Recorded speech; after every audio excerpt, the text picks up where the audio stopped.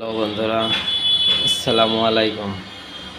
আমি মোহাম্মদ আলামিন ইসলাম তোমাদের কাছে ছোট্ট একটি ভিডিও নিয়ে আসলাম। আমার ইউটিউব চ্যানেলের ফার্স্ট ভিডিও লিফটের কন্ট্রোল নিয়ে। লিফটের কন্ট্রোলে কি কি জিনিস থাকে এবং এর কাজ কী।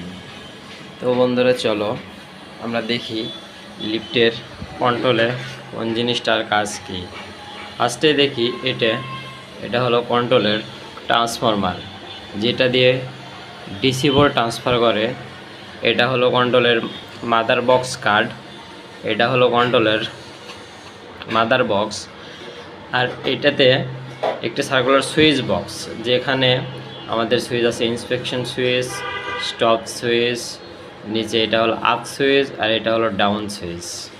আর এটার নিচে আছে ম্যাগনেটিক কন্ট্যাক্টর, যে দুটো ম্যাগনেটিক কন্ট্যাক্টর। আমরা যখন সুইচ চাপবো তখন এই যে দেখো আপ সুইচ চাপলে এই যে কন্ট্যাক্টরটা ধরছে, আবার ছেড়ে দিচ্ছে। এটা কন্ট্যাক্টরের এই কাজটা আছে। আর এটা হলো পাওয়ার সাপ্লাই ইউনিট, আর এটা হলো মেন সুইচ, এক কথায় কন্ট্রোলের পাওয়ার সাপ্লাই সুইচ। আর এটা হলো আমাদের ওয়্যারিং স্পেস।